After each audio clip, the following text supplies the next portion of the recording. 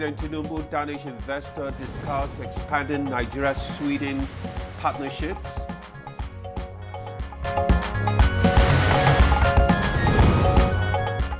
And Senate schedules Wednesday screening for new service chiefs.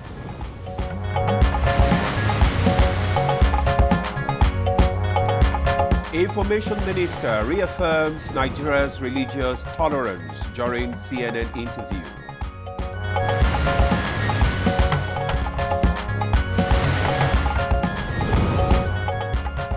And on Good Morning Nigeria today, our focus is on staying safe online.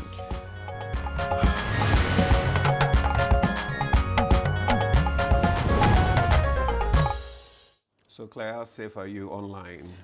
You have all your data online, all your pictures, everything. That's a millionaire question. Yeah. Well, I do have some discipline though. I have some time, when I really put off everything and when I shut down. But, fundamentally, almost all our lives, from morning to night. It's out there. Online. All right. So that's our discussion today. It's amazing how much of our daily lives now happen online, chatting with friends, paying bills, streaming shows, even signing official documents. The digital world has truly become our second home. Absolutely. But even as we speak here on screen, we do go online. We scroll, we shop, we share. There's a dark side quietly growing regardless. Cybercrime. It's no longer just what you see in spy movies, you remember. It's happening in real time, right in our inboxes and, of course, our DMs. Absolutely, Claire. From identity theft and fake websites to online scams and massive data breaches, the internet has become both a bustling marketplace and a dangerous minefield. Don't get us wrong. There's nothing wrong with, of course, technology. But what's scary is how clever criminals, cyber criminals, have become. Now, a message from a friend, a tempting link, a free app, and before you know it, your data is gone. Your bank account is hit, or even your device is compromised. I mean, this happened so many times. It just happened to me about 2 days ago. Oh my God. Someone just sent me a text and said, urgent, send me money. And I looked at the text and I saw that the guy hardly even chats me. The more reason you should. Then I sent a text, I said, you better go and find a better job. Return the phone to the owner. So the guy stops chatting me. Anyway, and the truth is, they don't just go after the rich and famous ordinary people, small businesses, schools. Everyone is a potential target if you leave a digital door unlocked. That's precisely why this conversation matters. Cybersecurity isn't just for tech experts. It's for everyone. It's for anyone who owns a phone, a smartphone, or a computer. And there's no better time to talk about all of this than this October, of course, which is being celebrated as National Cybersecurity Awareness Month. Now, it's a global reminder that online safety is everyone's business. And, just before you go, I wanted to say how fortunate you were, that you didn't send that, reply that message, by sending money. Well, I've been a victim once, so once beaten. Twice tried, they say. Exactly, Claire. The Nigerian Communications Commission, NCC, estimates that the country loses around $500 million annually to cybercrime. Wow. Now, the government, however, is not, sitting, idling away. By serious action is being taken to address all of the issues that we've enumerated. We're talking about the Cybercrime Amendment Act of 2024 that has tougher penalties to dedicated cybercrime units in the EFCC as well as the Nigeria Police. And with the National Computer Emergency Response Team coordinating rapid responses, we are seeing results including arrest, prosecutions, and even deportations of foreign offenders. Absolutely. The fight is real. It's active, and we will be unpacking all of those developments that get shortly as they join us on the program. Let me welcome you warmly, as always, to the program. I am Claire Adilabu Abdurrazak, and I want to thank all our fans, all those who watch Good Morning Nigeria. You meet us each day and you say, look, we watch Good Morning Nigeria. Regardless of what they say, this is your breakfast show. Thank you. And I'm Ademola Adeoye. Also, I join Claire to welcome you to Good Morning Nigeria. We are live on the network service of the NTA. Newspaper review will come up shortly. But first, the news with Stella Namete. Good morning, Stella. Stella, have you been hit by online, fraudsters? I know where to draw the line, just like you said. I don't open everything. I don't send out everything. I just know where to draw the line. But it's an interesting topic for us to listen to. I join you all. I join you to welcome you to Good Morning Nigeria, just like Claire and Ademola. Nigeria and Sweden are hoping to expand their scope of partnerships through a public-private partnership arrangement. President Bola Tinubu received founder of Bestsellers Foundation, a Danish private investor, in this regard.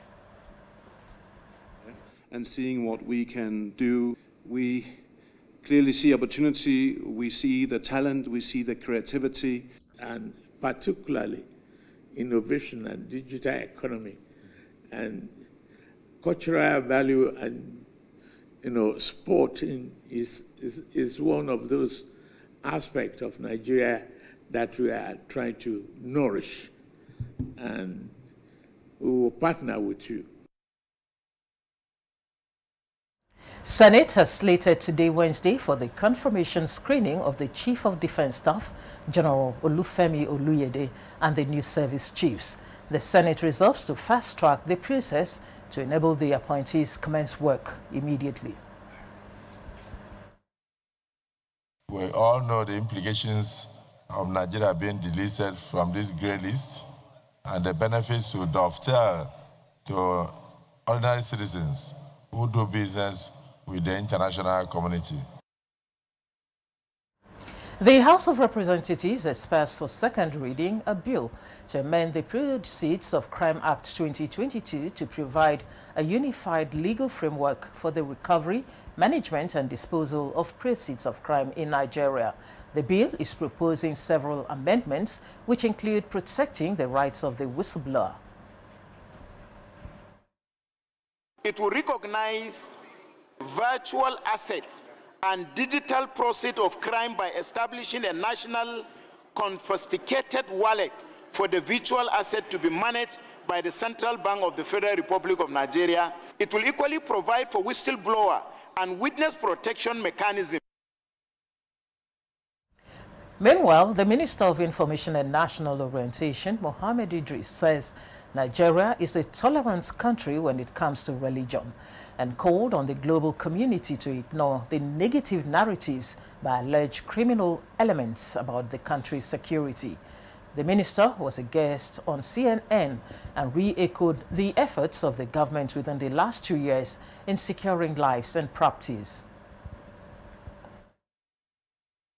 Nigeria is working hard. The government of Nigeria is working hard to ensure protection of lives and properties, and also ensuring that people go about their businesses the world over. Some of the claims made by some officials in the United States is based on faulty data. Some of them, on some assumptions that the victims of this religious violence are largely Christian. Yes, there are Christians that have been attacked, but these criminals do not just target one religion. They target Christians. Yeah. They also target Muslims. We have seen that in several parts of, especially the northern part of the country. So yes, indeed, we have security challenges in Nigeria, but we also have to recognize that there is a massive drive by government to ensure that Nigeria is ultimately safe for everyone. But for the records, we want to say that Nigeria is a very tolerant country when it comes to religion.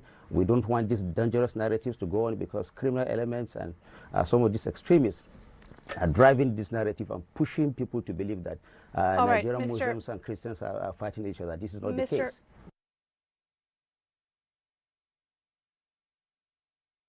To what could be best described as frank talk on how best to manage Nigeria's scarce resources by top Nigerian economists and financial administrators came to the front burner at the Oxford Think Tank Leadership Conference 2025 in Abuja. Minister of Finance Wale Edun says the economy is on a growth trajectory. The improved growth rate, the stable exchange rate, the lowering inflation, those are just one side of the story. And the most important aspect is the human side. And that's the news for now. Good Morning Nigeria continues with Claire and Ademola after this break. Thanks for joining us. The Renewed Hope Initiative RHI presents the RHI Green Nigeria Challenge. Go green today for a greener tomorrow. This national competition is in 3 categories. The household category is a tree planting competition amongst 11 frontline states in northern Nigeria. Each participating household in Adamawa, Borno, Bauchi, Gombe, Jigawa, Kano, Katsina, Kebbi, Sokoto, Yobe and Zamfara states will plant a minimum of 1 tree to qualify with a video evidence of before and after the tree planting exercise. 20 million naira will be awarded to the best household. Submission deadline is 20th December 2026. Community category will see local governments, local communities, schools and NGOs reclaim and transform degraded or abandoned areas such as dump sites, landfills, parks and their likes into green, vibrant gardens, parks and eco-friendly spaces. 50 million naira would be awarded to the overall best community group. Deadline for submission is 15th July 2026. State category will have all states of the Federation and the Federal Capital Territory, excluding Enugu State, have a chance to address the growing threats to environmental sustainability and cleanliness. States will be judged based on the number of trees planted on major roads and inner streets and how clean they are. 100 million naira will be awarded to the best performing state. Already, Enugu State has 100 million naira for being RHI's model green state due to its greenery and cleanliness. Video evidence must be submitted by participating states on or before 20th December 2026. All entries must be directed to RHI Office, State House, Abuja, or email rhi.greenchallenge@statehouse.gov.ng. RHI Green Nigeria Challenge. Go green today for a greener tomorrow. Afenifere, the Pan-Yoruba organization, in partnership with the Dawn Commission, invites you to a historic citizen and stakeholders dialogue, a gathering to strengthen our democracy, reflect on our progress, and chart a brighter and more united future for the Southwest. Join us 9 a.m. on Wednesday, October 29th and Thursday, October 30th, 2025 at the Dome, ICEC, Akure, Ondo State. All Southwest governors, National Assembly members from the Southwest, State Assembly members, traditional rulers, religious leaders, market leaders, women, and youth groups, as well as members of the press, are cordially invited. Host Governor, His Excellency Lucky Orimisan Ayedatiwa, Governor of Ondo State. Please note that this is a non-partisan summit where ministers and other senior officials, federal and state governments will present scorecards to Yoruba leaders. To participate, simply send a text message to 0701 3130764. This message is proudly brought to you by the Dawn Commission. Dawn Commission, building the Southwest of our dreams. Milo 3-in-1 Milky and Creamy is truly milky and contains calcium. So, no need to add milk for that rich, creamy cup, which helps to nourish your kids. For an exclusive 3x skin effect, try Nivea Men Deep powered by black carbon. For 48-hour deep moisture, a fresh skin feel, and a long-lasting masculine fragrance. Make an impact with Nivea Men Deep Impact Body Lotion. Try Nivea Men Deep Roll-On for 72-hour antibacterial sweat protection.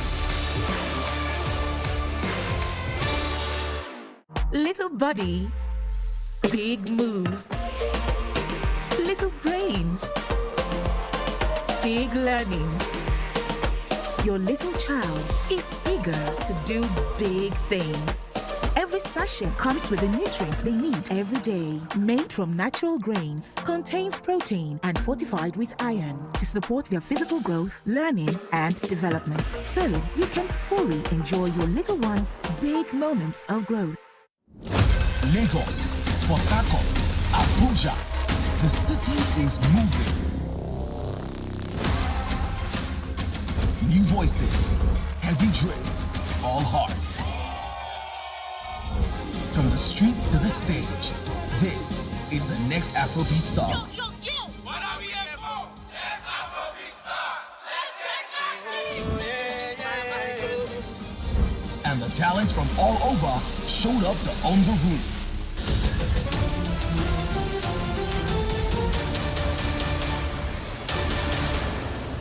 But they're not alone. Spiritual. Gospel.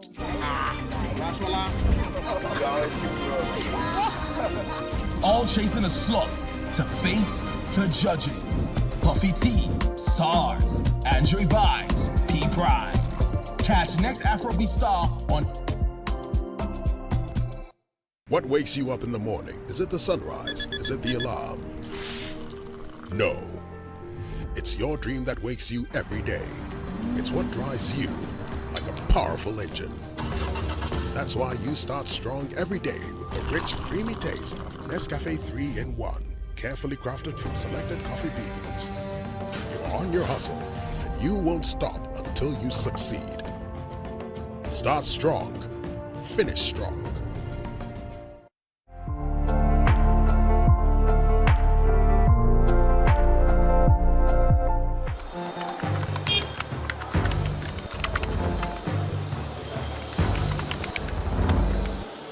You have no better friend and partner than Nigeria. Let this unveiling today be a call to conscience. Let our practitioners hold the line of truth. To the media, please inform with integrity and with a deep sense of patriotism.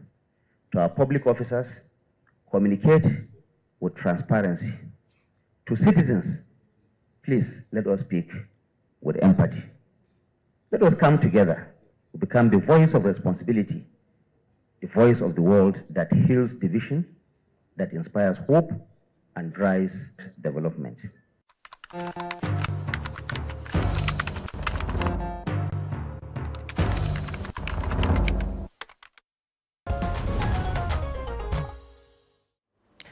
Welcome back to the program. It's Good Morning Nigeria Live on the network service. In a short while, I'll be joined by Chukwudi Okole Ugbaja, aka Chucks the Boy, for newspaper review.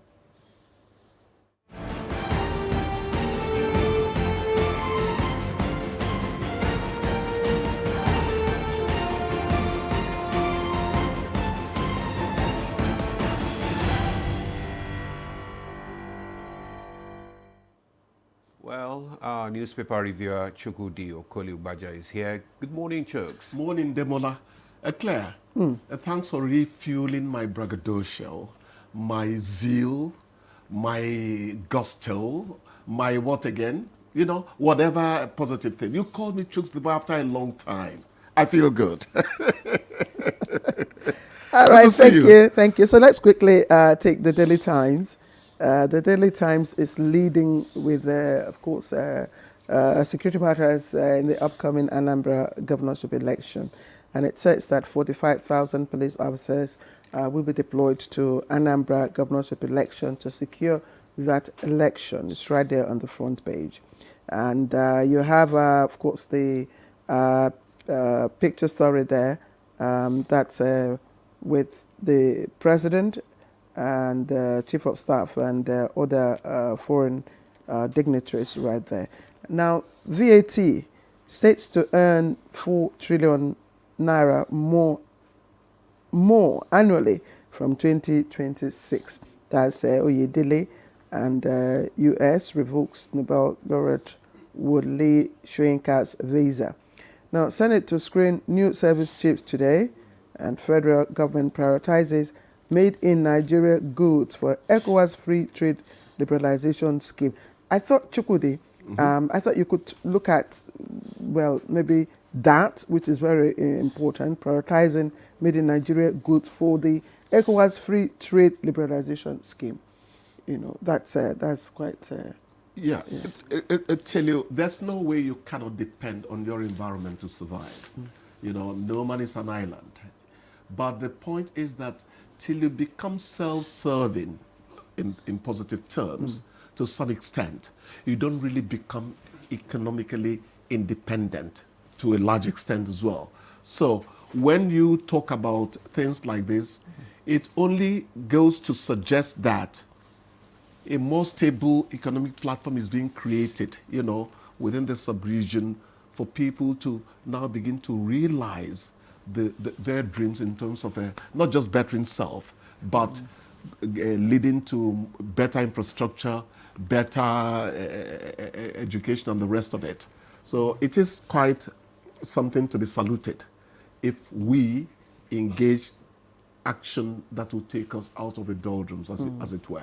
Honestly, I think that's good, but we also need to come up with, you know, a list of those made in Nigeria goods. I don't know if the paper has, you know, a list of those goods within the center page. I spoke generally. Made in Nigeria goods means that you're not spending money on importation. That's what it means. Yes. That's just a segment just to of cop it. that. I spoke generally. Otherwise, made in Nigeria goods would be the ultimate for us. There's no way you're going to divorce yourself from interacting with the environment, the external world. But when you can self-support reasonably. Good.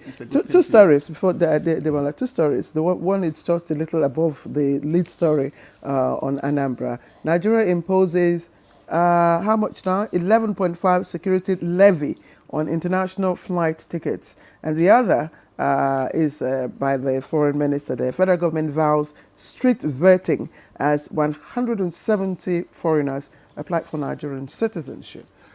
Well, I don't know. Are we responding to what some people are doing to us in the world? Or is this being done as a way of shoring up revenue? Remember that the new taxation regime will kick in from 2026.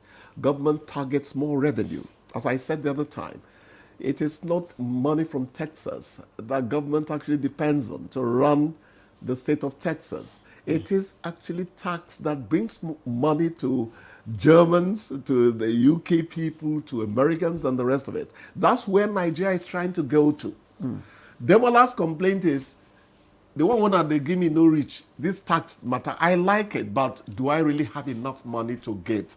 Incidentally, your pay as you earn puts you there automatically, so you don't have a choice. You know. I don't say. Is there a nexus between the strict vetting of foreigners who are applying for Nigerian citizenship with the revocation of Wole Soyinka's, you know... No, I don't think so. No, I don't think so. I don't think Wole so. Soyinka spoke up. I saw somewhere he was saying why my visa was revoked. I didn't quite read it. But I know that Wole Soyinka, after some of the things Trump was doing over there... I think what he said was because in 2016, I think he made a statement against the Trump's election there. He did. Being racist or something like that. So maybe he did, but the latest is, I think he said that about 2 months ago, that he was not going to go back to have his visa revalidated. No, yeah, he saw that as an insult. For crying out loud, the court can give you bail on self-recognition. Somebody like Wole Soyinka, for crying out loud. No, come on. Sometimes people cross the line. And I am really in support of his action. You need to make a statement sometimes in life, however feeble it would seem to some people. You know. Okay, all right. Are you done with your? Okay, except you want us to talk. I was going to leave the Anambra elections last. Okay. Okay. It's I mean, that's the major headline on this Blueprint newspaper as well, and we have 107 Blueprint newspaper. Just above the nameplate, 170 foreign nationals applied to become Nigerian citizens. Wow, good. Anambra gubernatorial election, INEC security agencies plot against election riggers, vote buyers, police to deploy 45,000 operatives.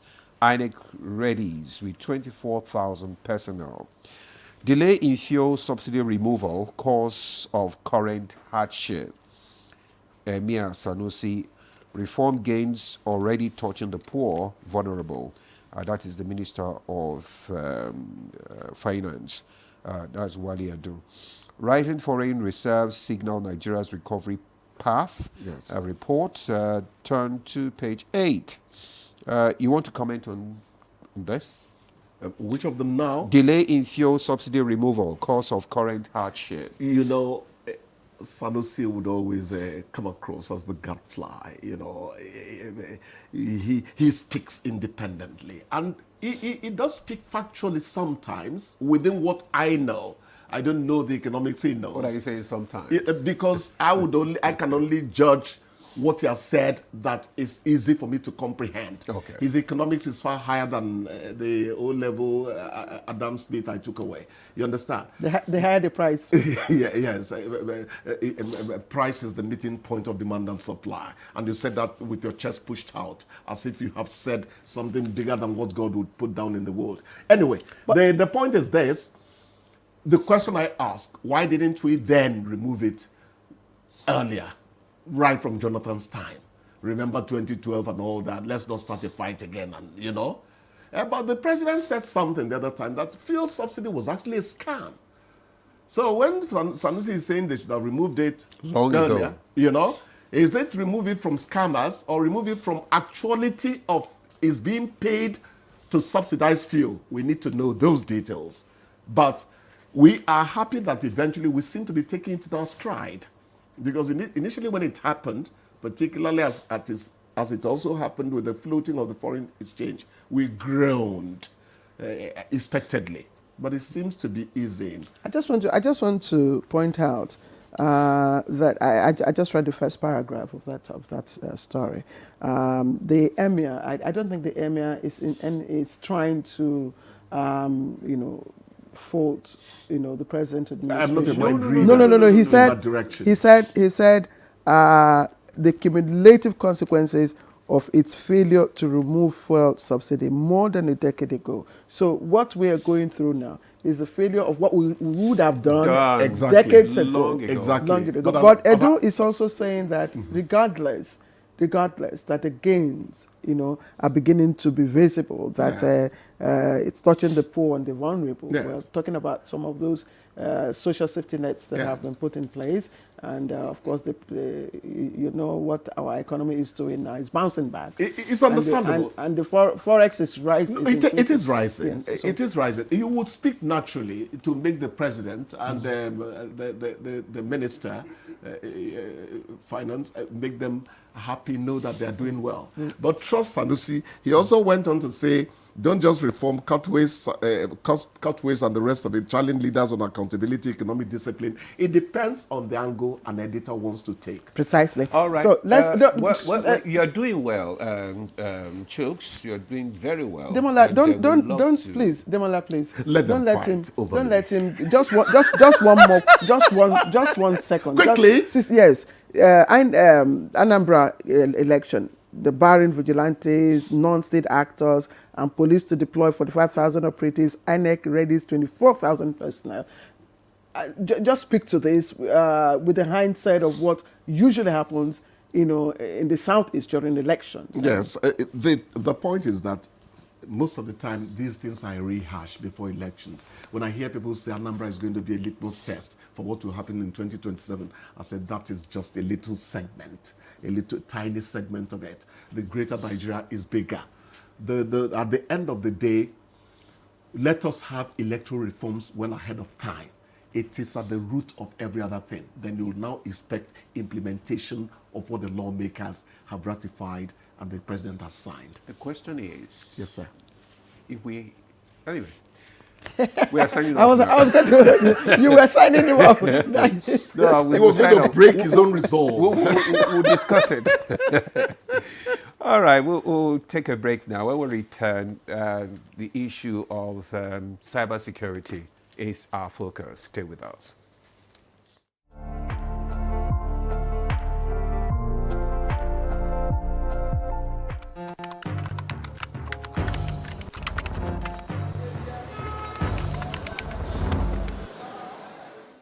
Nevertheless, we must come to terms with existential reputational threats to our national brand, in which external purveyors of untruths are mischaracterizing our nation as a destination for a so-called persecution of people based on their religious faith. This is a propaganda externally woven by those who want to break or weaken our unity. For the upteenth time, I'm emphatic that there's no iota of truth in the communication that is out there, that there is a deliberate, calculated effort where one particular religion is targeted for extermination. I therefore urge us to use the instruments of public relations crafted in truths and facts to vehemently reject this single despicable narrative about Nigeria. It is incumbent on all of us to unite in a voice that will ensure that Nigeria is indeed a country that is anchored on the freedom for everyone to practice his or her religion. In any case, that is what our Constitution stipulates.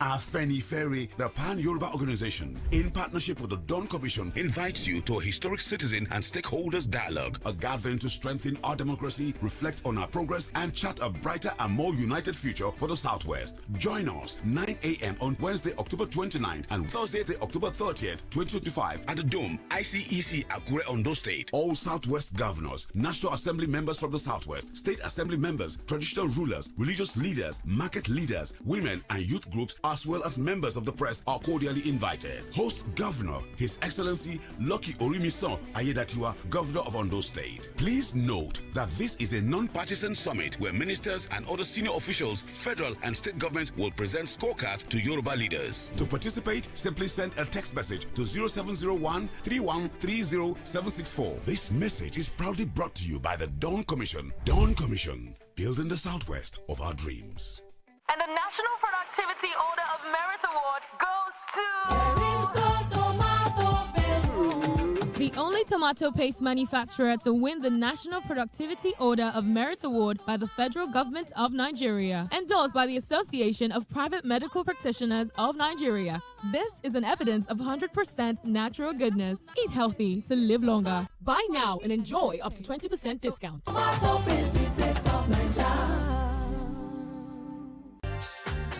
Nivea Black and White Deodorant, now with 72-hour protection. But what does that mean? 3 cities in 3 days and no fear of sweat and odor. 120 dances with skin as smooth as the moves. Sweat, stain and odor protection. Nivea Black and White Deodorant. Skin is for embracing life. Nivea is for skin. Confidence is important in life's little moments. Strong teeth can help, even if they get her into trouble sometimes. A great smile is useful to break the ice, and making friends is easier when you know you have fresh breath. I give my family confidence with Pepsodent Triple Protection 123. Its antibacterial action formula gives them cavity protection, white teeth, and fresh breath. The confidence of 3 toothpaste in 1. Pepsodent Triple Protection 123.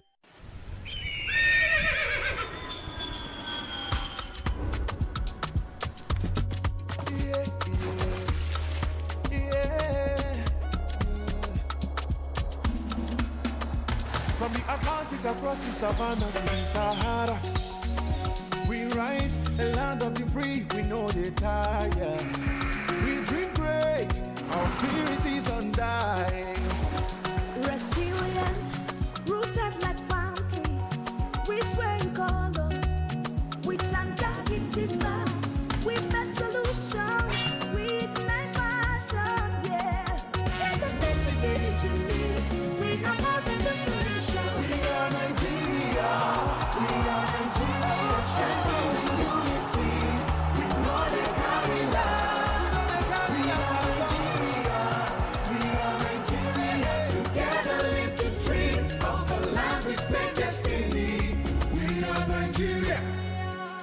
I am the real Nigerian. Brought to you by the National Orientation Agency, NOA.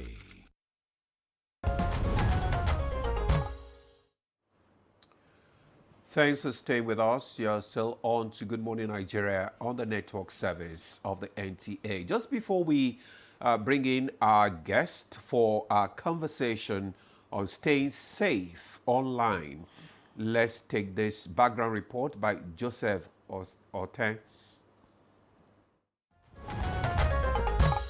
We cannot do without the use of technology. Everyone should be cautious, should be careful. Like they said, if you don't trust it, don't click it. A simple tap on an internet link and your information is compromised. This could even lead to your bank account completely wiped off. This is just one among several computer and internet-assisted crimes known as cybercrime, committed daily globally. It comes in various forms such as fraudulent electronic mails, pornography, identity theft, hacking, cyber harassment, spamming, and automated teller machines spoofing. Cybercrime is negatively impacting Nigeria's economy, national security, and social fabric by causing financial losses, damaging the country's reputation, hindering digital growth, and contributing to moral decadence. Nigerian Communications Commission reports that the country loses about $500 million yearly to cybercrime. While some research attributes the increasing rate to economic situations, it's obvious a lot goes on just for mischief. Authorities in the country have taken serious steps to curb the menace, including the enactment of the Cybercrime Amendment Act of 2024. As law enforcement agencies like the Economic and Financial Crimes Commission (EFCC) and the Nigeria Police Force having dedicated divisions to investigate these crimes, while the National Computer Emergency Response Team coordinates responses. The impact of the investigations and sensitizations have been massive, with several arrests and prosecutions of criminals, including foreigners. In August, Nigeria deported dozens of foreigners, including 50 Chinese. This brings the total repatriated convicted foreign nationals to 102 in recent times. For sure, Nigeria's digital economy has continued to grow. So does the complexity of its cybersecurity landscape, indicating that there is a growing need to adopt proactive cybersecurity defenses. On Good Morning Nigeria today, guests will shed more light on some of the defenses to help citizens and organizations stay safe online. Right, that was Joseph Oseng giving us a background information on the topic for our conversation this morning. Don't forget, you can also join in our conversation as we go on with the program. We will display the number for you to send your messages to us on the screen, and we will take them. But right now, let me quickly introduce our guests who are right here in the studio. We have been joined by, of course, Abdul Hakim Ajijola, who's Chairman, African Union Cybersecurity Expert Group. He's also Chairman, Institute of Information Protection and Privacy Africa, and also chairing the Consultancy Support Services Limited. And he's right here with us this morning. Good morning. Thank you for joining us. And also with us, we have Rotimi Williams-Yomo. He's a cyber security analyst, and we're very glad to have you join us for the conversation. Also joining us via Zoom from Lagos is Dr. Ashogbo Oluwayomi Godwin. Is the President, CEO, Global Tech Worldwide, and Cybersecurity Expert. Dr. Godwin, it's good to have you join us on Good Morning Nigeria. Yeah, it's my pleasure. Good morning, Nigeria. All right, Let me start with Tajijola because I know. I mean, you've been with us on this show. I can't remember how long now, and I've always known that you are, probably spend most of your time, in the cyberspace. So, too much time. so, but do you have concerns, trust issues using some of those devices? Yes, I would argue that too many of us consider the internet like a room, but it's not a room, it's a big open space. And I think just to follow up on something the DPP said earlier, every click leaves a footprint. That said, particularly social media, a lot of young Nigerians in particular, they're using social media to push their business. They're using social media for advocacy. They're using social media to make political improvements, let me say. But at the same time, we need to understand that social media is like fire. Fire can cook your food. It can also burn your house. It can also burn your country. And so to that extent, I think that we need to encourage not just our youth, but all of us, not only to utilize social media, that is to use it well, but to make sure that those platforms don't use us. But what about you? I just want to know your experience, because with your expertise in this area, I'm just wondering if you also have that concern. Do you also have that trust issues, using them? I have significant concerns, and very specifically, I do not use WhatsApp at all. Why? It's not safe. Really? How? Well, WhatsApp alone collects 18 pieces of operational data for every activity you do, whether it's a message, whether it's a text, whether it's a video. And it's called metadata. That's the technical jargon. But these operational data can tell a lot about you. So, for example, you just got a message that's, I don't know, from a gynecologist. The next thing you are WhatsApping maybe an abortion center. I don't need to know what is the precise content of the message, but from the activities and the information surrounding it, I can gain a lot about you. I specifically do not use Facebook on my phone. Right now, the Facebook is scanning not just what you post, but it's scanning what's on your phone. So there are a lot of intrusive things going on with some of these platforms. But more importantly, we have to appreciate that under the 2018 U.S. Cloud Act, the U.S. government arrogated itself the power to basically obtain any information on any U.S.-owned platform. If you happen to be a U.S. citizen, then the U.S. Constitution technically applies, due process. If, like me and many of our viewers, we are not U.S. citizens, then those constitutional provisions and checks and balances do not apply. So if you are using Gmail, Hotmail, Outlook, Amazon Web Service, AWS, a lot of our services are on that. If you are using Facebook, WhatsApp, you name it, it's a US-owned platform, they have access to your data. So what do you use? What about Telegram, Instagram? You don't oh my use God. WhatsApp, you don't use Facebook, you don't use Instagram? Yes, what do you What do you use? For example, instead of Twitter or X, I use Blue Sky. Instead of Microsoft which Word, one is Blue Sky again? They are relatively more secure. Nothing is perfectly secure. Instead of WhatsApp, I use Signal, but I also use something called Session.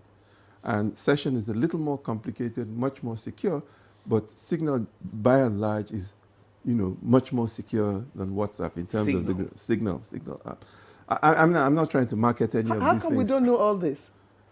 Maybe you are focused on your journalism specialities. No, Some not of us me, focus not on not other. me. A lot. We will get. We will Okay, get. okay. Yes, we will bring get in the messages. other guests. What's your experience? What are your concerns? Tell us, how vulnerable are we?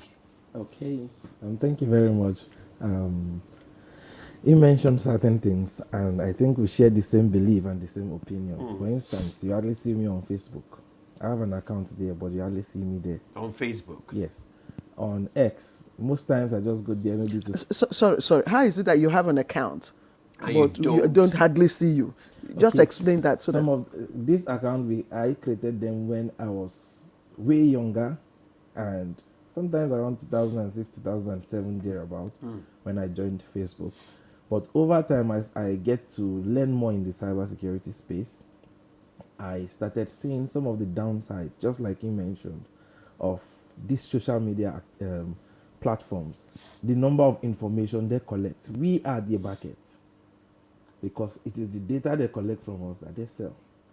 Because let's get to think of it. You are using this platform and they claim it's free. How are they making their money? So many ways they make their money. One of the ways they make their money is through you and I. The information we share.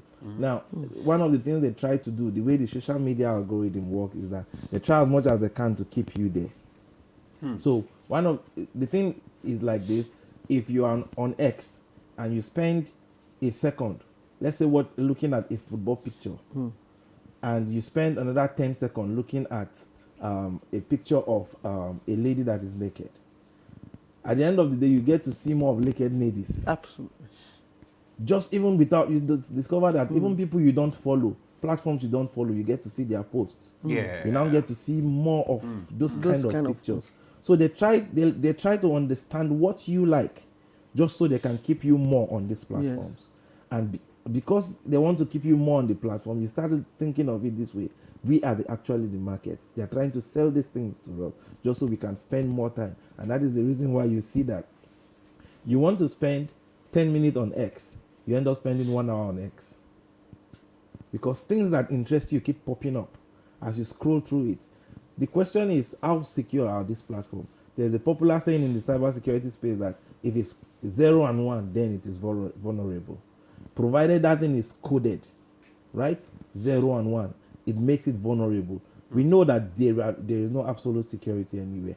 But again, one of the ways we can be secure using this platform is to be mindful of how we use this platform and how long we stay on these platforms. Wow.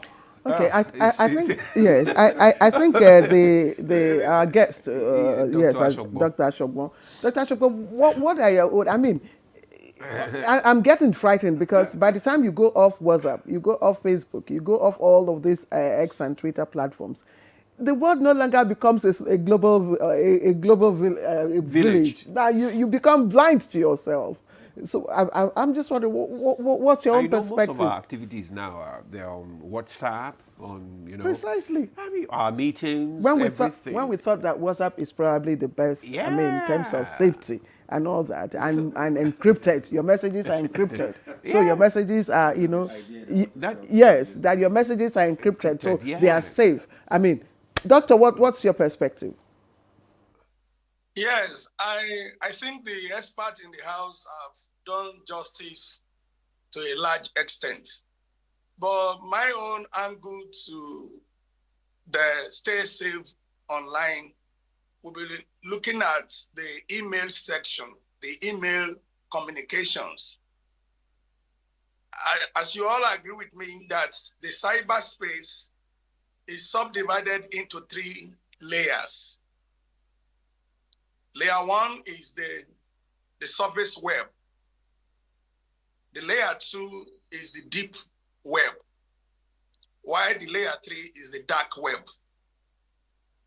But a lot of people operate at the surface layer. And the bad actors, the cyber actors, operate at these 3 layers.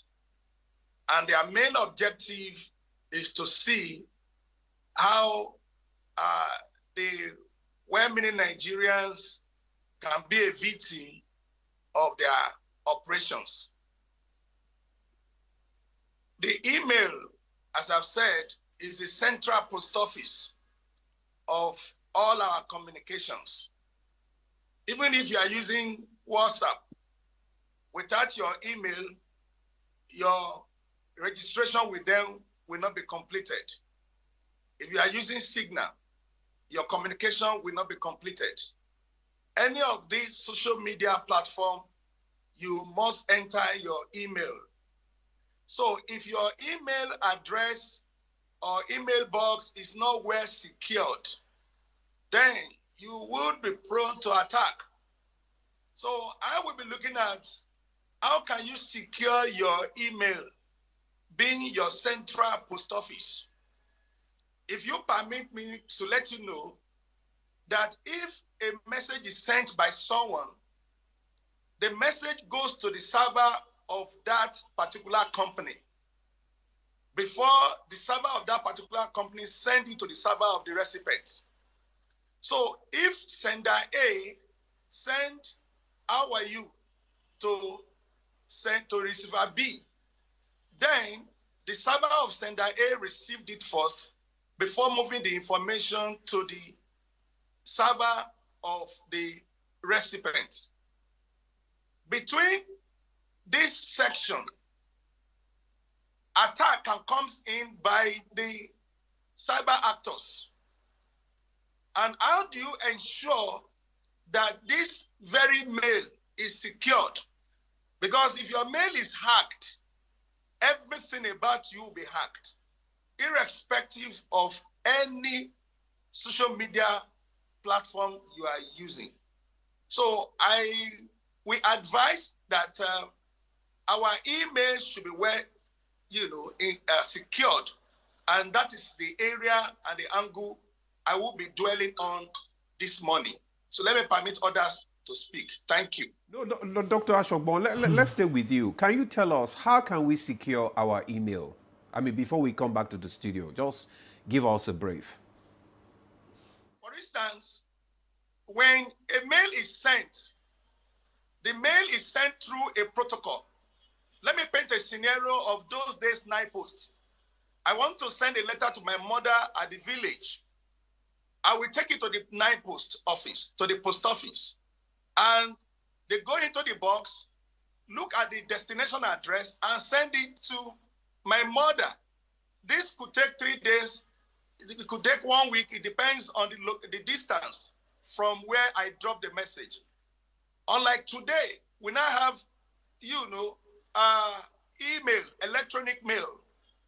At your beck and call, you can send this mail, and this mail is sent through a protocol called SMTP, and it uses a port number 25. Why? The server at the other end is received by what we call POP3, Post Office Protocol version 3, and that one make use of, port 110. Now, attacker can come in between the sender and the receiver.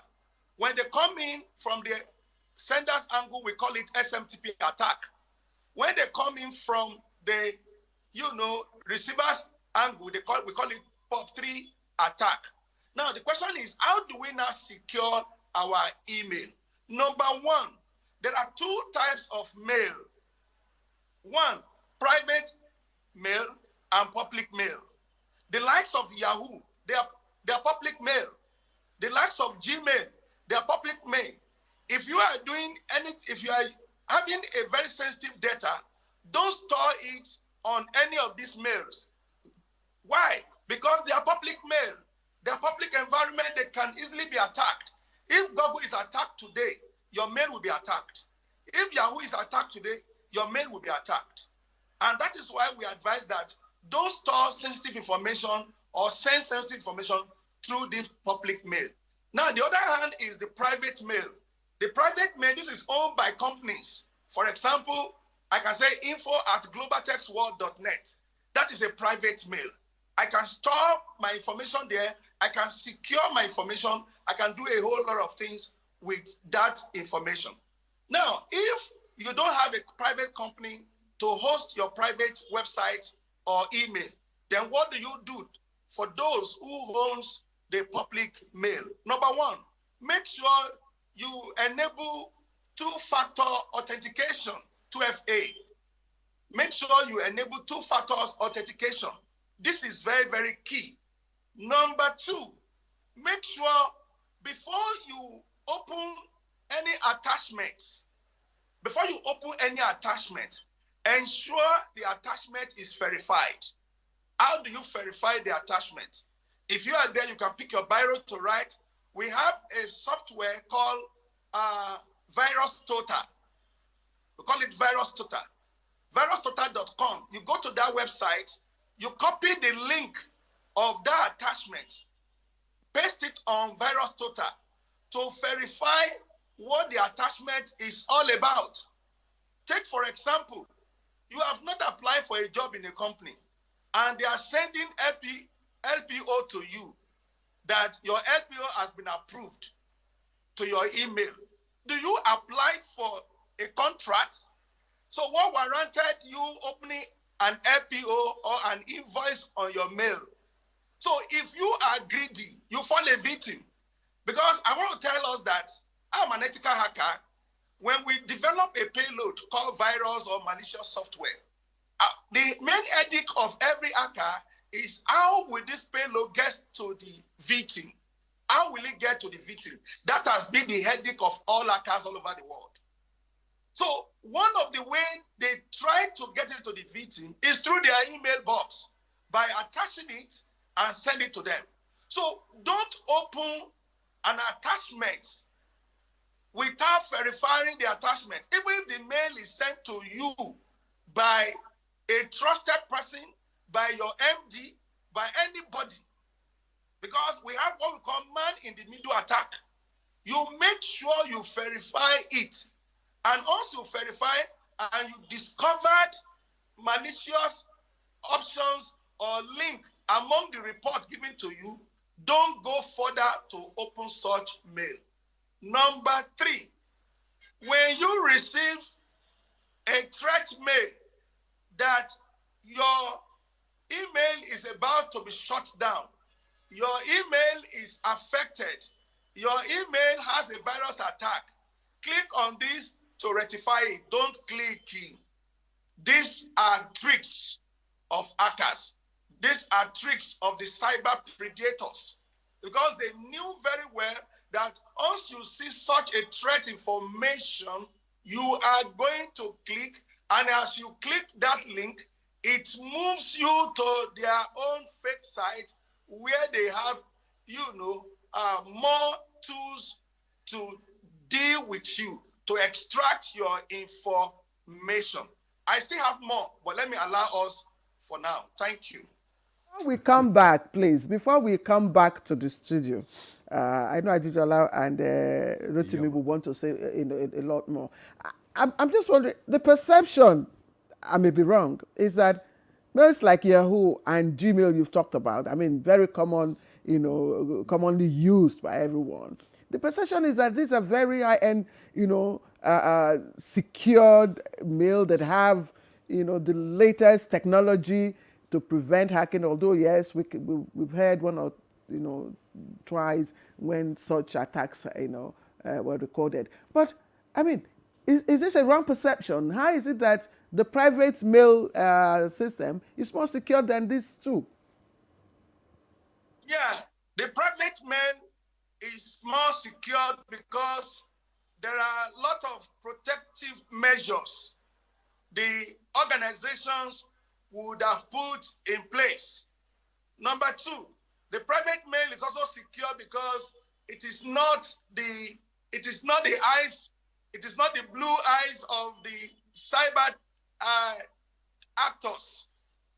Because, for instance, in private mail, maybe the highest numbers of mail you have there is 10, maximum 500. So they look at what would they derive from attacking such a mail or company. Unlike Gmail, for instance, that have over 1 billion users, it becomes the more the merrier.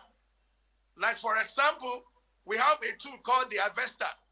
You can use Harvester as a tool to harvest the email of a company and see all the email. You get their username and password, and you log in from their back end.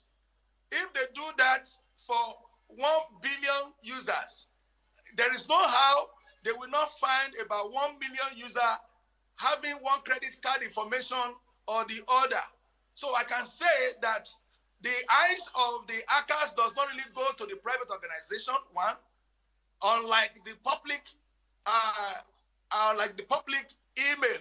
Number two, the private organization has a lot of tools to safeguard their own internet, to safeguard their own back end. Unlike public, they do as well, but the hackers over time has gained access into the public arena more than the private. And the private also is not always available, unlike the public that is the main target of the, of the cyber actors. Thank you. Thank you very much, Dr. Ashogbo. What the picture you have painted this morning is a bit scary, and it calls for a lot of concern, because if you say the Yahoo is not so safe and Gmail too, it's I don't know what we're going to run to now. Ajijola, I mean, you have listened to him, and what are the most common online scams, currently targeting, people, especially Nigerians? And do you agree with all the things that Dr. Ashogbo has reeled out? Well, I think the most important thing that I think was left out of his intervention was all of these things start with us. It's about how, first and foremost, you must have a good password. If you're going to use your dog or your cat's name or your birthday, I mean, these are relatively easy things to guess. The second thing, again, when you point finger, three are pointing back at, it's back to us. We need to practice good cyber hygiene. What does this mean? You update regularly, you use your antivirus. What I mean is that, and again, password, look at where you live. You can build the wall, as high as you wish. But if your environment, that is, if your society, if your country is violent, that wall is not really going to help you. So you also have to take care of the broader issues. So there are societal functions. But at the same time, yes, it's good to live in an estate. It's good to have a wall around the estate. It's good to have a gate with security guards. It's good to have a wall maybe around your house. So these are things, like I said, these are the basic cyber hygiene things you can do. So to that extent. Now, in terms of your question, what are people targeting? At the end of the day, 90% of the time, it comes down to money. Where is the money? Finance sector. Whether you call it banks, insurance, fintechs. And of course, fintechs are particularly vulnerable because by and large, they are online. Okay. You see? But don't forget, banks have always been vulnerable to robbery. So it's not an IT issue per se. The other kind of bad actors you have, you also have basically what we would call nation-state actors. So for example, if you are from a government agency or a military agency or even a journalist, you may be perceived as having information that will be politically useful. So that could also mark you out as a target. Don't forget also that sometimes the bad actors are not actually bad people in the sense that they actually may be government people. So you also need to have those kind of checks and balances. And at the end of the day, I'd like to just quickly quote a young man, Opeyemi Onifade. He said something, a bush is simply an ungoverned garden, while a garden is a governed bush. Okay. And I think this is part of it, that bush or garden, it's governance. And so this comes back to, our internet, our social media platforms. What are our governance regimes? Now, governance does not necessarily mean, tightening things so that there's no innovation. You have to have innovation. But governance at least means that there are some do's, there are some don'ts, there are some expectations. For example, there are responsibilities of the individual, but also of the providers. Whether it is a public or private email, for example, if you are Shell or Nigerian military, privately, your email would be of interest to a lot of bad actors. So to that extent, for me, you need to start with the basics. You talk about, my takeaway for the audience is passwords. Also, I think we should look at the broader issue of data. And again, for me, many people say data is the new oil.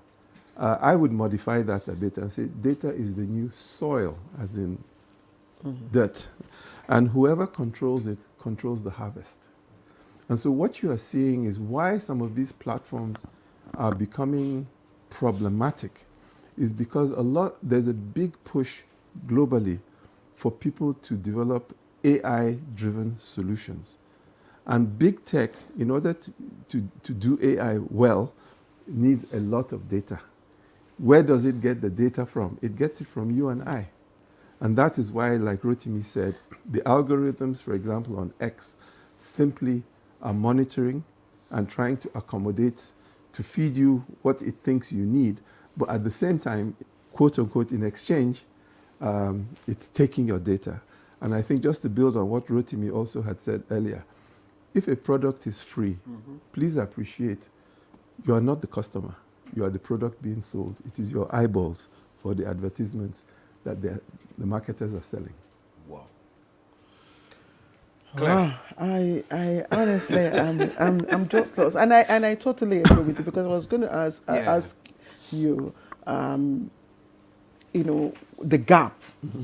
I mean, because if you look at it, it's all about either, again, governance, you doing the right thing. Yes. It's not just that, okay, everything, the cyberspace is dangerous. It's not safe. It's all about what you do and that exactly, or do not do. And then we also talk about the governance. The governance. What are the rules? What steps are those who are overseeing the cyberspace? What else are they taking?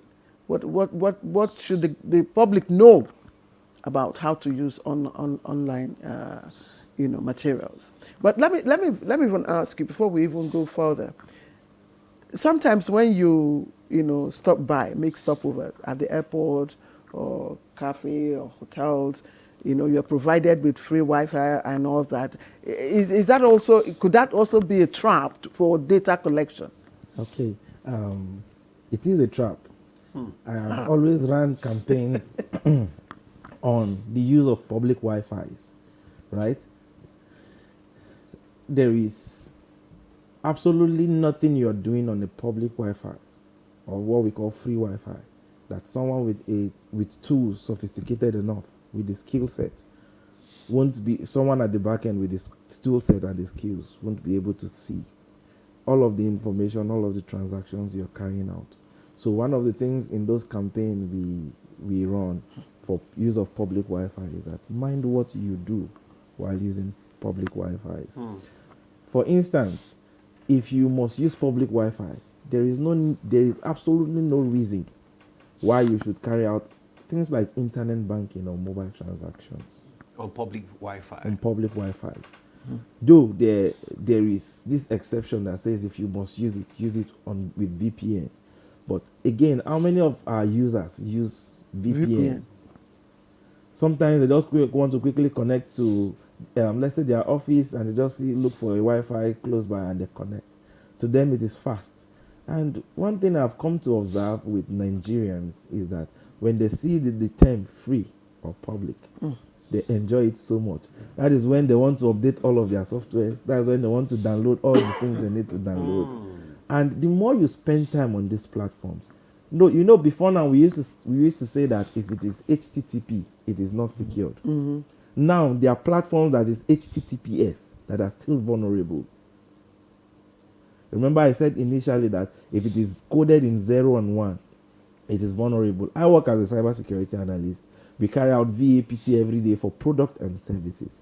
Even though these web applications, these platforms are being built and hosted, the SSL certificate that enables the security in these platforms are included. It doesn't change the fact that maybe while coding some of these things, they are not properly coded. Like for instance, what we call input validations. They don't carry out all of these things properly. And when they don't carry it out properly, it means that this website at one point or the other will be vulnerable. It means someone with the right skill set can break this website. It means someone with, like recently we audited a particular website, and the part where users receive OTP to either change their password or to enable multi-factor authentication, it was vulnerable. So it's vulnerable to a brute force attack.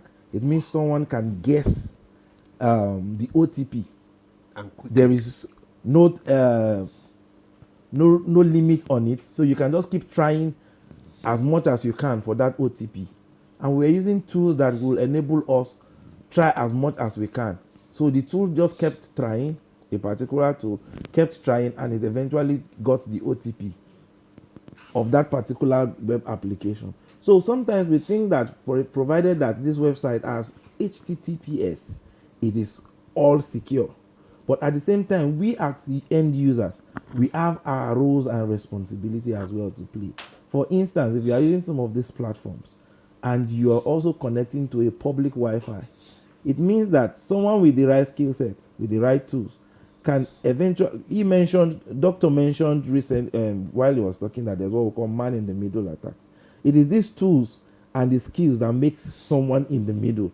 What it means is that between the conversation from your computer and the server you're trying to connect to, someone is in between, modifying the request and the response.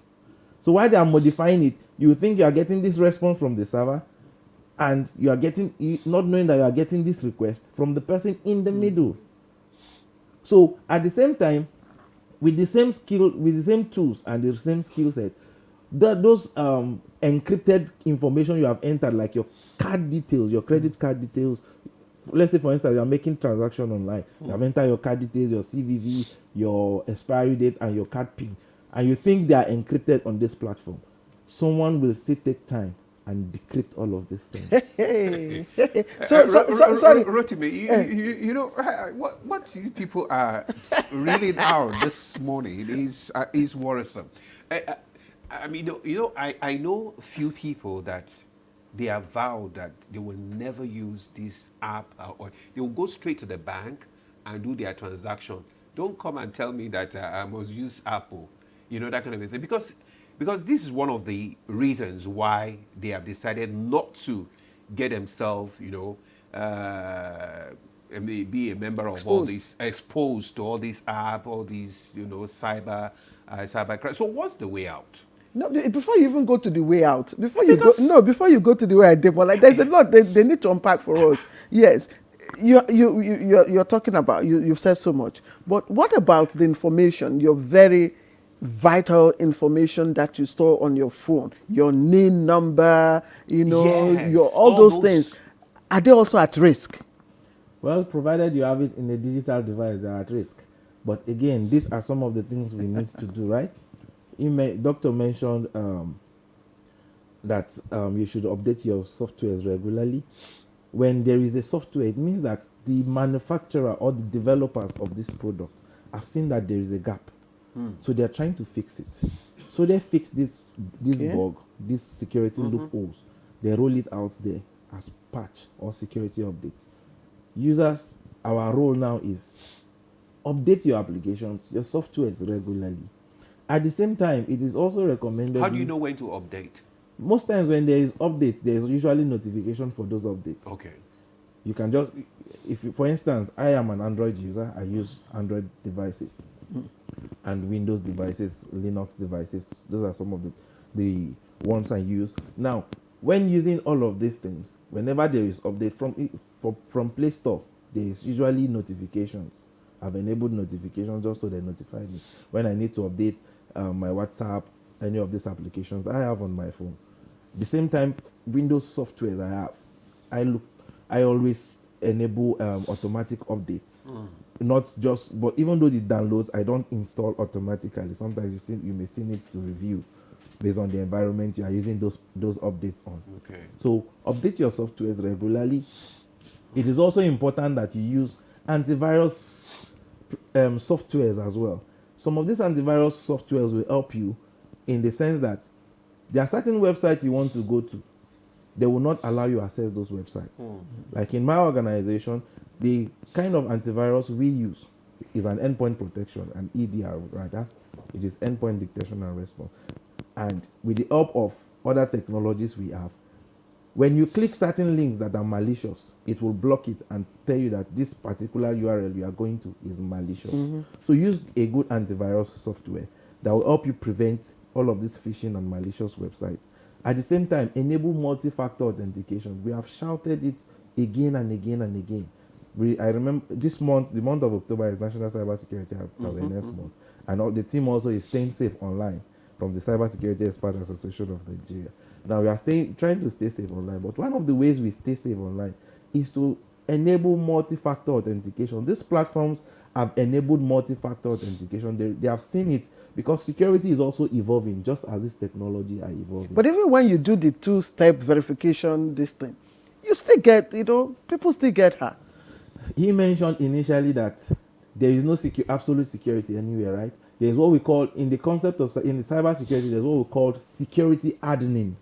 So it's not absolute security, you just make it difficult to break into. So certain hackers that are trying to break into, when they discover that they are not finding it easy, they get frustrated and they move on to the next target. So you are not a victim. So by the time you enable multi-factor or two-factor authentication, two-factor is a subset of multi-factor authentication, right? Now, by the time you enable any of this, you have made it a bit difficult. It's another layer of security you have added to the platforms you are using. By the time you have added this to it, it means that you have made it difficult, and there is high probability that you will frustrate the person that is trying to crack or break into your account. Another thing before we move away is, they say the heart is not so smart. Sometimes the brain too is not so smart. So people, can't remember so many things. So they just use one password, for all of their, transactions. Especially the elderly, because I think I would disagree. Not just the elderly. Yeah, I'm just saying, because by the time you have different passwords for different platforms, you can't remember. Begin to remember them? So they use one. Just one. So that is why we call why we use things like password managers. Okay. Even though they are not also 100% secure and safe. Who are they? AI? No, they are. We're still going to go to AI now. Even Google has a password manager. There are other password managers that we have there. You can use to generate and store password. Why I say it's not only the elderly. Recently, I was a young person, tried to add issues with a Gmail rather. It's a lady, and after everything, I was able to recover the password.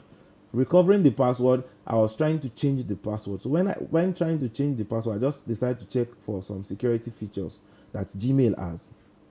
While checking through, I discovered that on 27 accounts that is associated to that Gmail, she is using the same password. 27. Now, and she stored them in that place. The first thing I noticed was that the password was 1 week. 2, there is no two-factor authentication in that Gmail, and that Gmail had her card details attached to it. So that Gmail had her card details attached to it. She's using the same password for all social media platforms. So it means that if at any point anything happened to that Gmail, she has lost either all her social media account, and at the same time, her card details is at risk because she has saved it there. She used it to pay for something on one of the platforms. So what should it's not just the elderly. At the same time, we should also advocate it for the younger ones. If the younger ones know it better and they can manage it, they will be the one to transfer this knowledge and this concept to the elderly, because they don't want their father, their elderly ones, to be victim of all of this online fraudsters. So one of the things we recommend is use multiple password for different use different password for different accounts. How do you keep this password? When I recommend a password manager. Okay, I get frustrated sometimes when you want to create a new password and they tell you this is weak, this is that. Just explain it to us quickly before we move on. Okay, one of the things I do is to have a password pattern. I don't use a password manager, but I have a password pattern. Though sometimes I get password fatigue, but I have a pattern in my head, and the pattern I have minimum 12 characters I use. Because before now, we used to see 8-character length is strong. But 8-character length is beginning to get weak. I would recommend 12 characters in this platform. Now, these 12 characters should have minimum 1 uppercase, 1 lowercase, alphanumeric, right? And special characters. Special characters and numbers.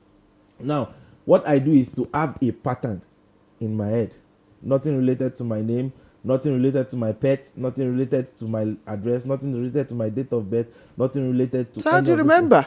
So it is a pattern. I cannot say it on air. Ha! Hey. Let me build on that. Yeah. Okay. For example, let's say you believe Jesus is Lord. That's 3 words.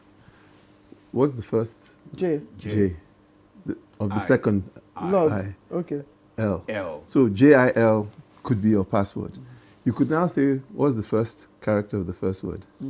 J. J. What is the second character of the second word? S. S. And what is the third character of the third word? R. Exactly. So you see, right from that shot, you've created 3 theoretical. So you are the one who remember. That's what I think he calls the pattern. pattern. It's called a mnemonic. And the whole idea It's called is what? a mnemonic. Mnemonic. The Okay. idea is that, so for Memory. example, I may say, I'm proud to be a Nigerian, or I'm proud to be from Ikare, my hometown. That gives me the basic pattern, and I can create, and then of course, you would now add certain numbers and other characters as you see fit. That to me is much easier to remember. But if I could take a step back to something you said earlier, sir. Okay. All technology, I mean, fire has its risk, but all technology has its risk. All technology has its vulnerabilities. So your friend or colleague that says, I will not use an app, let him stop using a car. You have accidents with cars. Let him stop flying in an aeroplane. You have accidents with aeroplanes. I mean, even sabotage, you see. So I think that you have to weigh these things in life. And the truth of the matter is that, for example, your correspondent in reporting mentioned the word or the phrase digital economy. I, for one, I don't see a digital economy. I just see an economy. Because who today in our economy can do anything without technology? The banking system effectively is digital. It's digital, yeah. Government is becoming digital. So for me, I don't see that distinction of digital, I just see economy. You see? So at the end of the day, these things are just a fact of our life, and we do need to be very careful. We do need to, you can only start with yourself. So for example, do we share too much? When I say share too much, for example, I'm in a glass house, I send too many messages.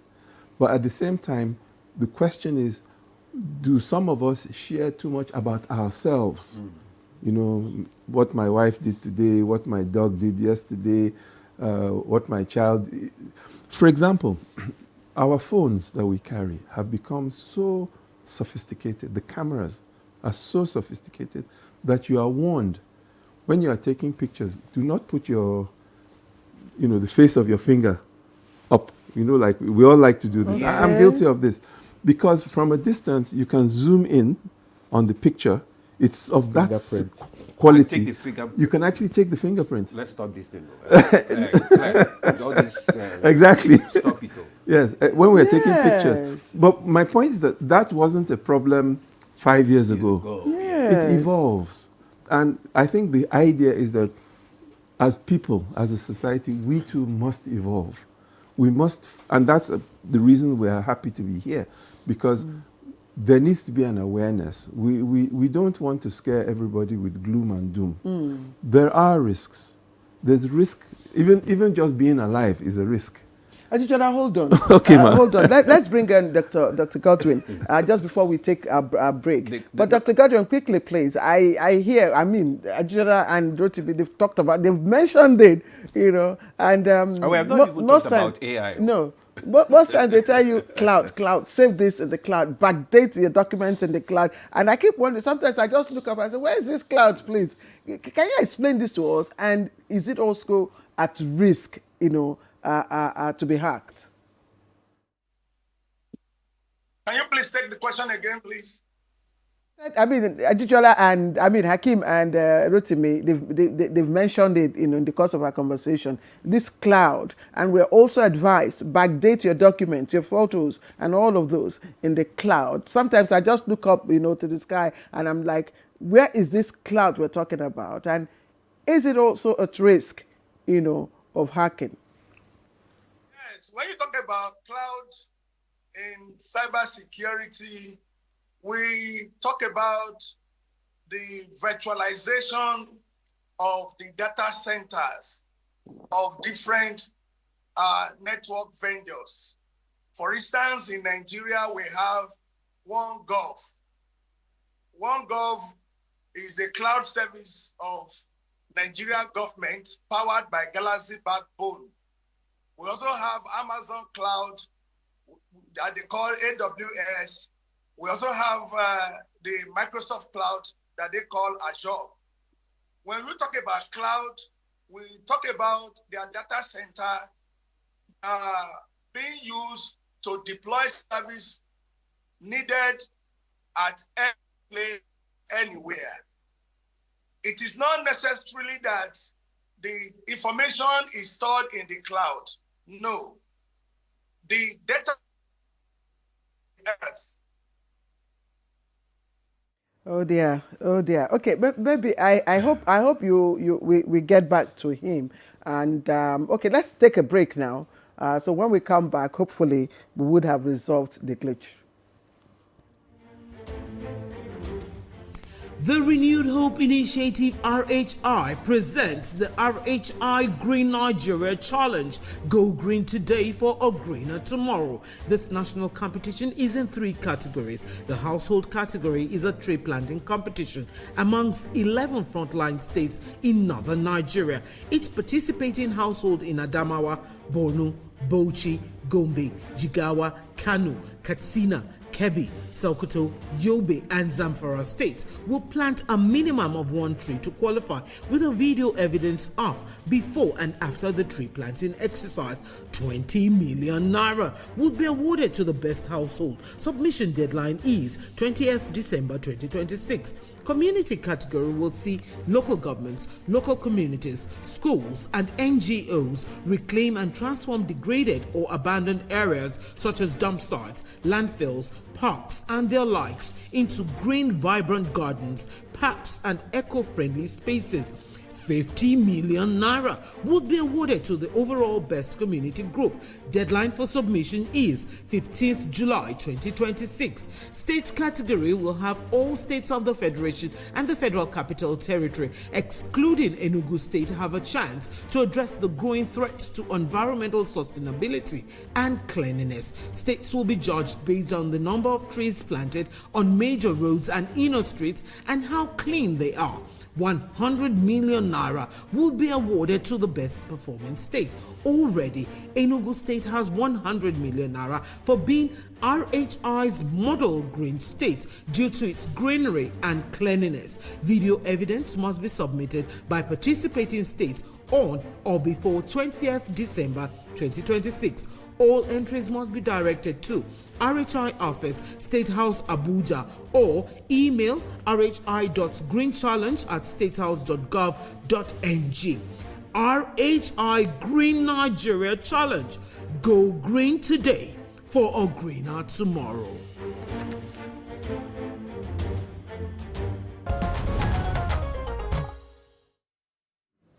All right, welcome back to the program. We're having a very lovely conversation. I don't know if we have Dr. Godwin online, but before we go back to him, I think Demola and I will read out some of the messages that we have that have been sent in. Demola, would you? Yes. Okay, let me read out some here so that they can respond before. Yes. So I don't have everything mobbled together. This one is from Prince Ezego. He says, good morning, producers. As long as we are incapable of inventing or originating our own social media applications, we remain consumers and potential consumers and victims to these social media producers, especially from America. Please note, the objective of social media inventions is to make money and nothing short of that. Everything is for merchandise, nothing more. Everyone is a victim So what should we do? That's a question. So you just note that. Then this one says, these social media platforms assure us that our information is secure, that is privacy policy, and our messages are encrypted. But from today's discussion, it seems it's only on paper and not really practiced by these companies. This is from Abdul Ibrahim Iyagi from Lafia, Nasarawa State. He said, good morning, Nigeria. To begin with, many of the institutions still operate with outdated infrastructure and obsolete equipment that no longer meet global standards. Secondly, there should be a review of training curricula to include modern security challenges such as terrorism, cybercrime, human trafficking, and transnational organized crime. In addition, collaboration with international security training institutions will help bring global best practices to Nigeria. Moreover, welfare and motivation of trainees and instructors must not be overlooked. And this is from, he said, it happens to me. I mean, maybe he has fallen victim of this cyber crime. It happened to me too. I forgot my password. Okay, it's talking about the password issue now. I forgot my password. I keep changing. Thank you for this topic of staying safe online. It educated me more. I really appreciate. Thank you too. This one is greetings to you all at NTA, Madam Claire, and my man. My name is Demola. You people are doing wonderful work. Honestly, staying safe online need enough enlightenment from National Orientation Agency.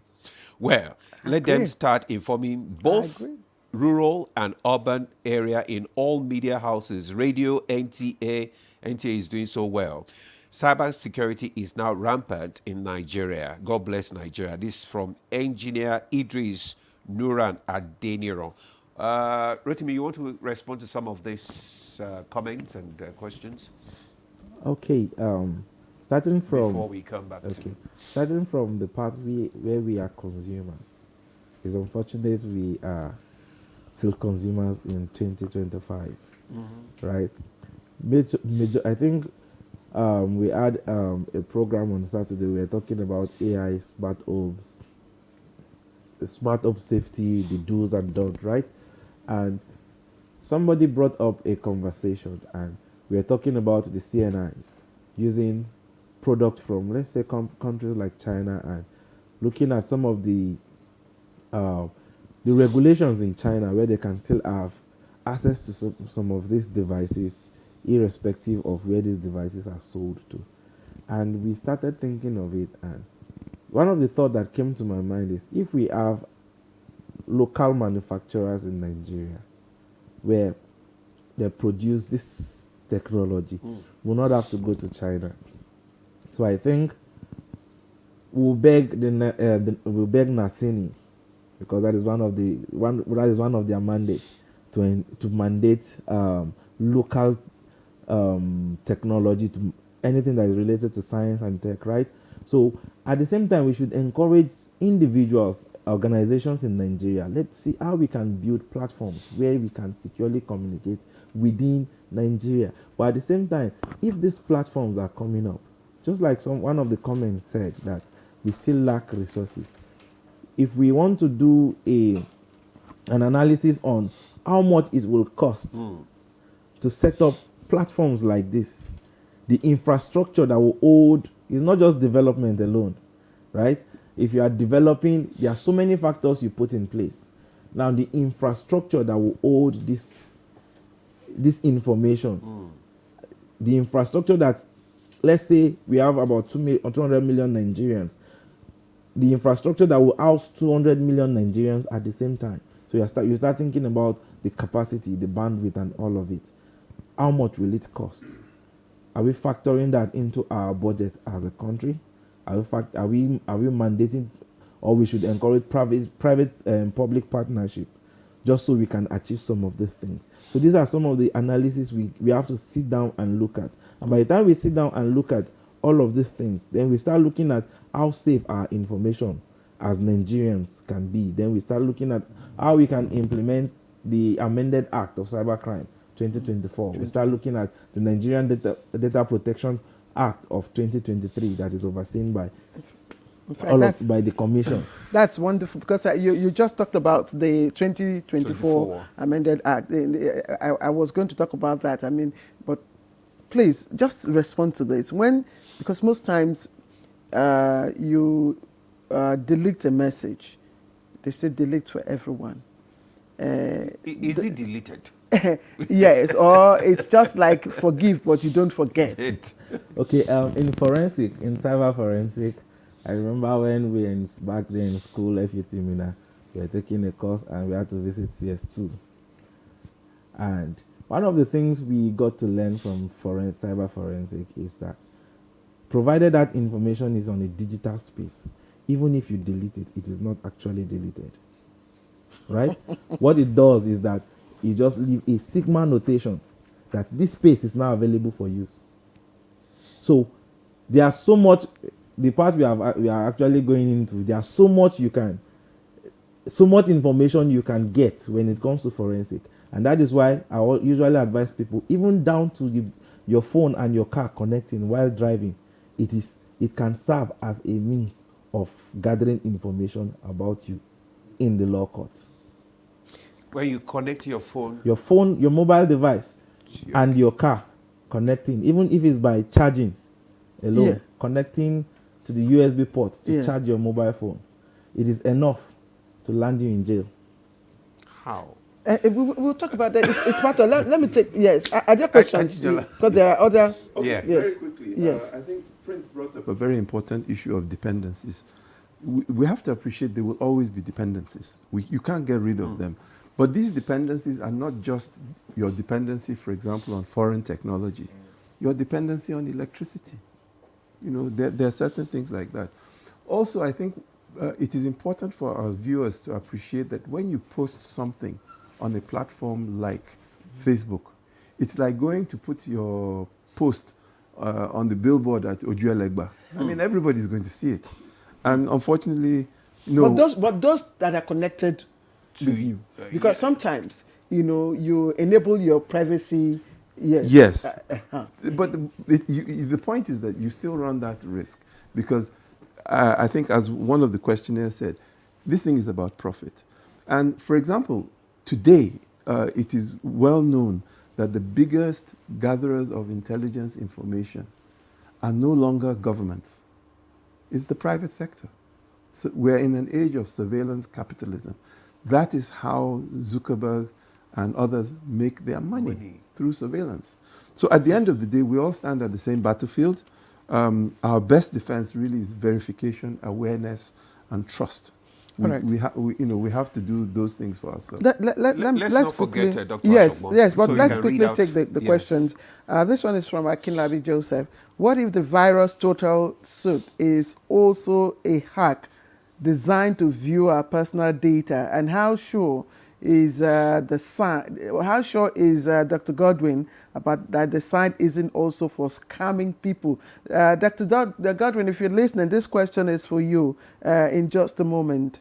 Now, Chukwu Eshike Oswe from Asaba, how can we know the messages are genuine when received on social media? How do we know that the messages we receive on social media are genuine? Thanks so much, Doctor. All you're saying is factual. This is Professor Christian Asu from Ibano local government area of Akwa Ibom State. Ibano. This is a good morning. On my Facebook, I receive a lot of strange pictures post tag, which I never posted myself. Some of these pictures are individuals I know in person. How do they gain access to my page? And how can I put stop to this? Abraham from Ebonyi State. Good morning. I love this program. Please, how do I know that I am on public saver or public data? This question is for Dr. Yes. Nandam Wiyep from Jos. This digital existence offers immense benefits, but comes with serious risks to your privacy and security. Protecting yourself requires understanding the threats and taking proactive steps to defend your data. But what is the biggest threat to cybersecurity in recent years? He asks.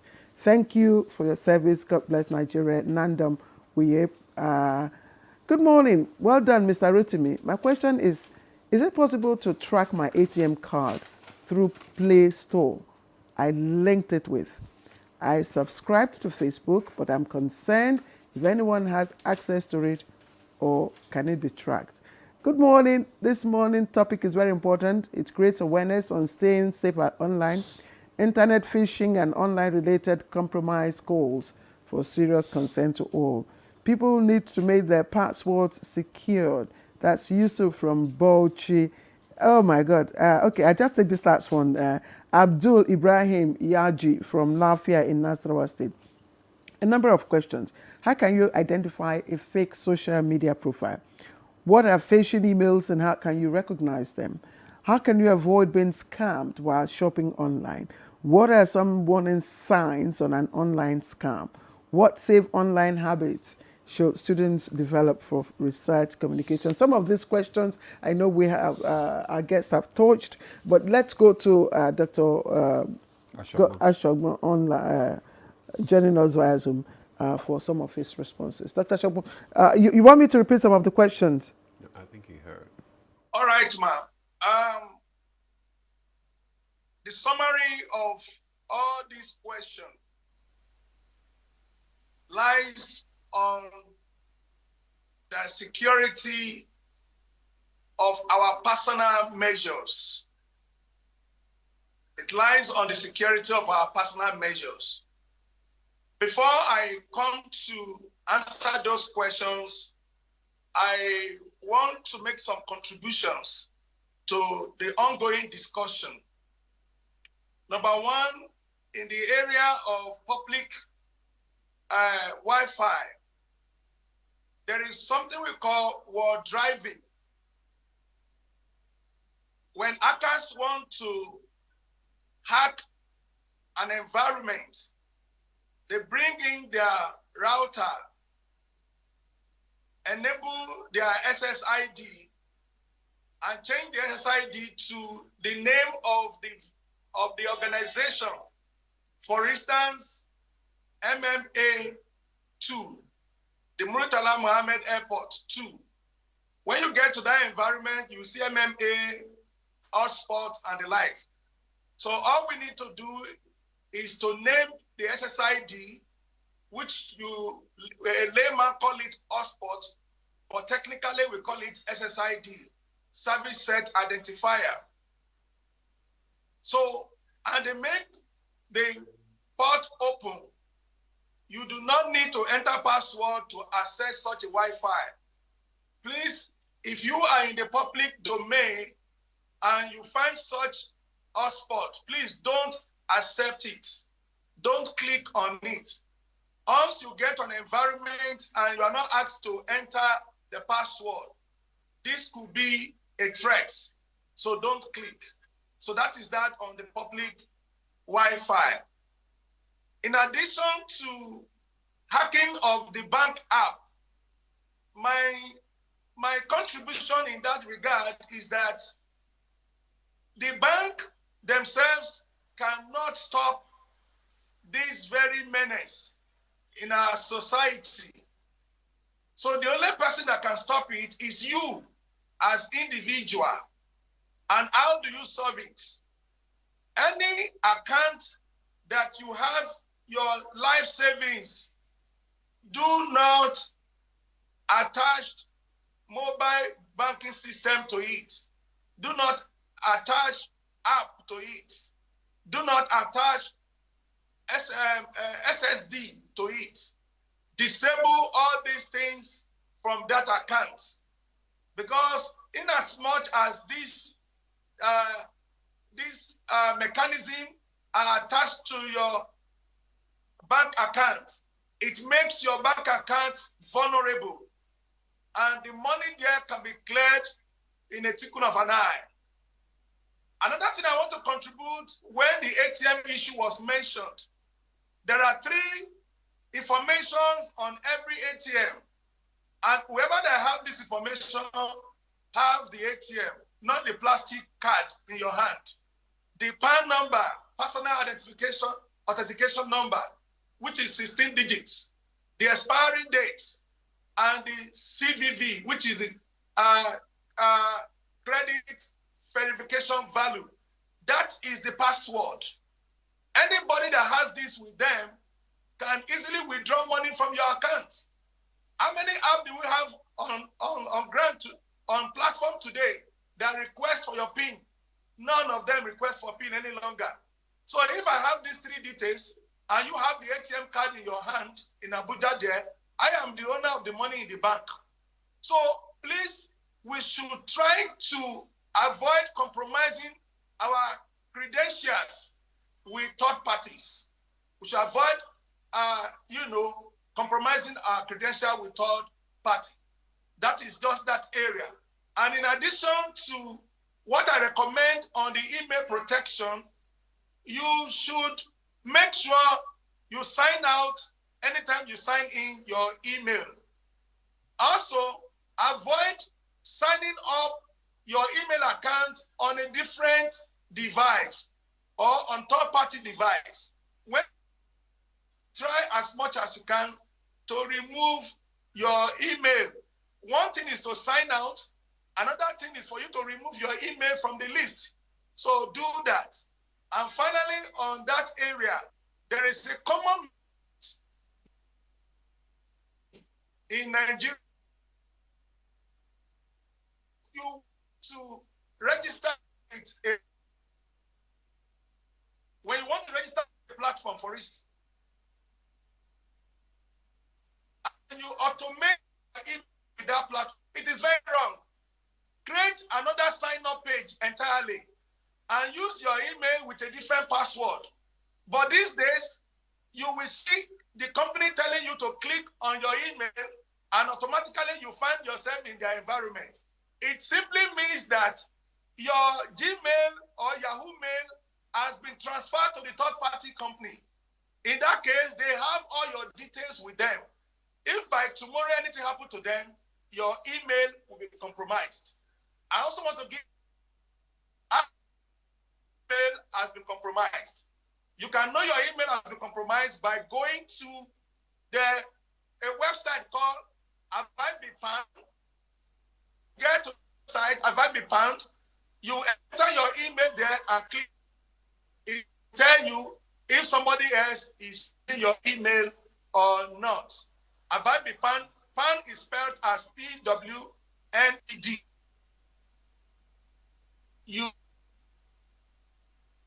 Well, we just have to interject you now because we have less than 4 minutes to go on this program. Thank you so much. You have read out a lot of issues this morning, and we still have a lot to talk about. We have not even touched the AI issue, which I want Ajijola to just say something about this AI, this artificial intelligence that is being used by cyber criminals.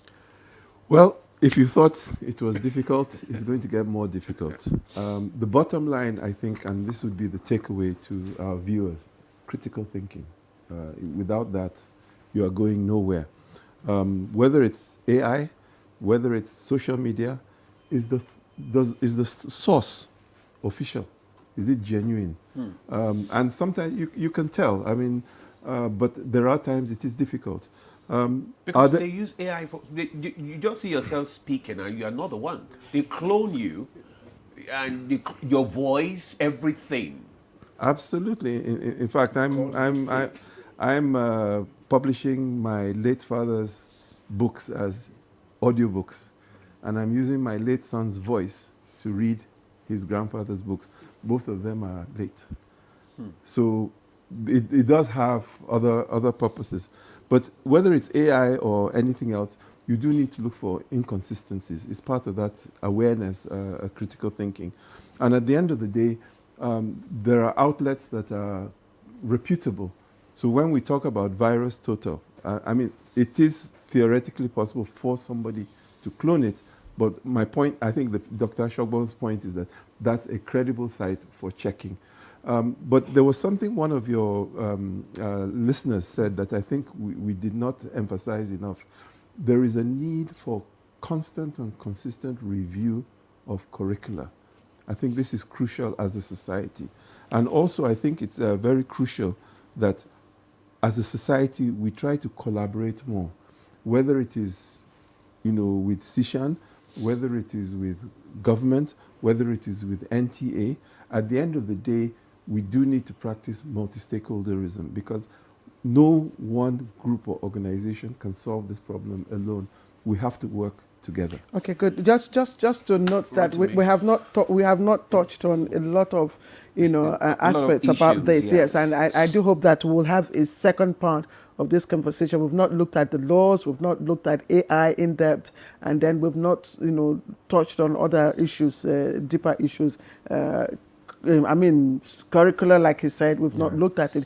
But just your parting words.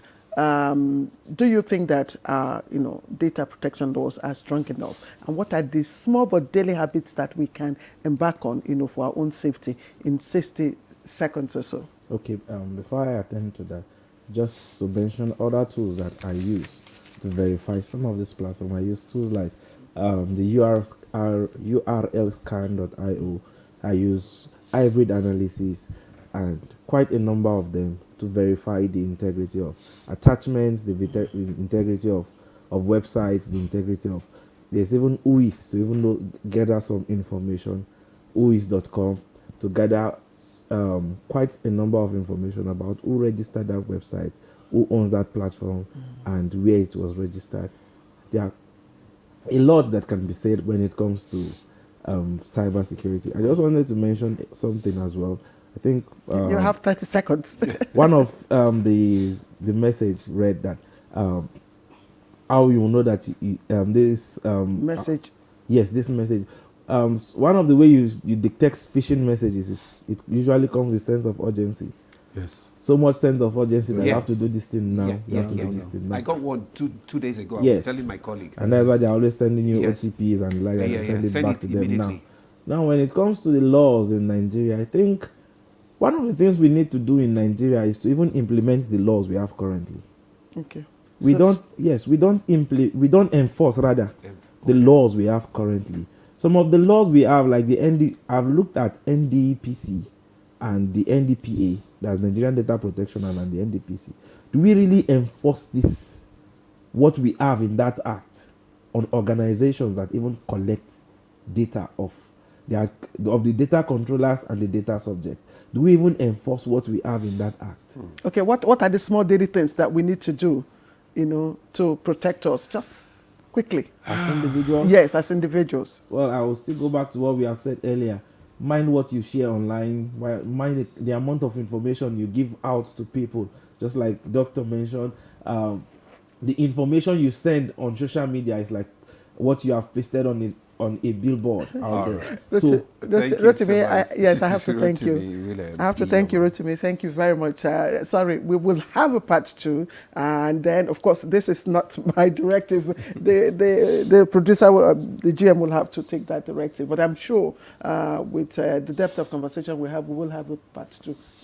Yeah, well, we just want to thank you, all our viewers, and this one's Professor Magudu said today's program is quite educative. Although I am elder, it is quite informative. So let's just thank Rotimi Williams Iyomo, cybersecurity analyst, member cybersecurity expert Association of Nigeria, CN. Thank you so much for your contribution this morning. Also, Abdul Hakim Ajijola, Chairman, African Union Cybersecurity Experts Group, Chairman, Institute of Information Protection and Privacy Africa, Chairman, Consultancy Support Services Limited. Thank you so much. Thank you very much for your contribution. Thank you. And not to forget our Zoom guest, Dr. Ashogbo Oluwayomi Godwin, the President, CEO, Global Tech Worldwide and Cybersecurity Expert. Dr. Ashogbo, thank you so much. We'll look forward to having you again when we have this discussion. It's my pleasure. Thank you so much, sir. Well, that's Good Morning Nigeria for today. Thank you so much for joining us. I am Ademola Adiri. Stay safe online. And I'm Claire Adelabu Abdurazak. Bye-bye. See you next week.